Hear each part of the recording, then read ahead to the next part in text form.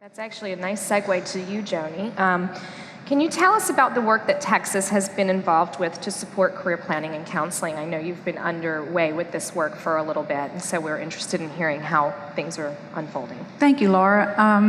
I think in Texas, you have to imagine the size and the number of people that we're trying to get services to. And we've piloted some various things. We've had career counselors, positions created at the local program level to help students who have expressed a goal to move on to post-secondary. We've had some pilot programs. Been very lucky to fund numerous pilot programs in our state of transitioning students using the IBEST model and various things. We were also fortunate enough to create a contextualized curriculum called TISL, which is Texas Industry Specific English as a Second Language, and it had an employability component. But what we found after about 6 or 7 years of various things is that we needed something to get to the classroom level. And we volunteered to help pilot an intensive online course of integrating career awareness into the ESOL and ABE classroom that OVE actually sponsored a few years ago. And we had about 10 teachers go through that process and some professional developers, and it just made sense to them. It was very intensive. It took about 6 weeks. And the teachers would study a lesson, have a discussion through the online course with a facilitator. And World Education was just fantastic in the job that they did. And I want to give credit to the Massachusetts folks, because those are the folks that actually invented this curriculum or created it. And it was out there for a long time, and we'd actually looked at it. But this intensive course brought it all home for our teachers. So after this group piloted it, we happened to be doing a project with our Workforce Investment Council in Texas, and we had a pilot going. And through that pilot, we required every teacher to go through this facilitated course the second time around, and it made sense to them. So that's sort of how we got started, and we have implemented this across our entire state. We were fortunate that our local programs performed well on our performance measures, and we actually won one of the WIA incentive grants. And this allowed us to take that project to full scale. Our staff at Texas Learns, we designed a model to create master trainers who were required to go through this online course.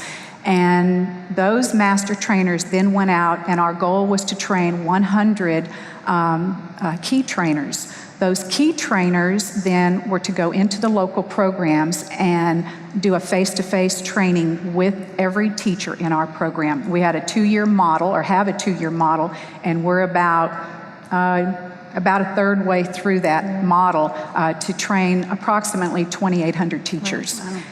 We've had about 1,100 teachers go through the process, and World Education, we contracted with them to create a face-to-face training, one-day training, and then the extended practice of that would be for those key trainers to survey those teachers after about 3 to 6 weeks of implementation.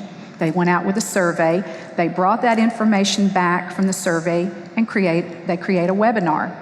Those teachers are then invited to participate at a distance through the webinar and discuss and reflect on what is actually happening in the classroom. Then they go back and implement 2 or 3, 4 or 5 more weeks. Another survey, another webinar, and then this can be done a third time. Some of those webinars turned into face-to-face meetings because it made more sense. Some of them turned into in-services and regional meetings. So teachers really like it. So thank you for letting me share that, because it's working in our state. Great, wonderful.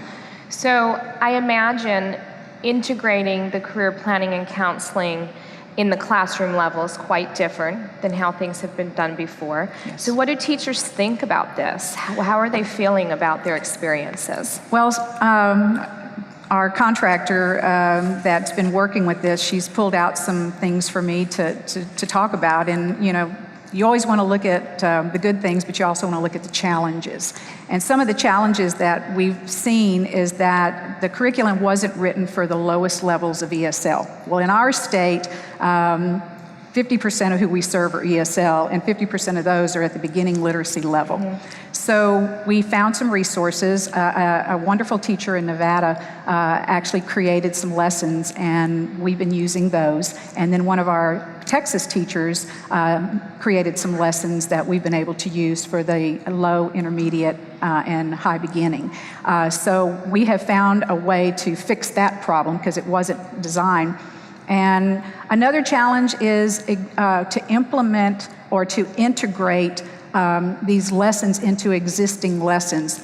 Teachers find that students sort of went, wait a minute, we don't want to do that. We want to do what we've been doing. You know, we want ESL. We don't need this. So teachers have had to find a way. And one example that came through on the survey was simply if you were doing a lesson on healthcare and how to take your child to the doctor, because these are types of lessons that you do at beginning literacy ESL, is that you would begin to talk about a career in healthcare. It just makes sense to then talk about that career awareness. Teachers have commented to me personally that knowing how to access labor market information and being able to direct students to what is going on in their region and their city and their communities makes sense. It gives us a direct connection to access our local workforce development boards and the valuable information that they're able to provide us. Great, great.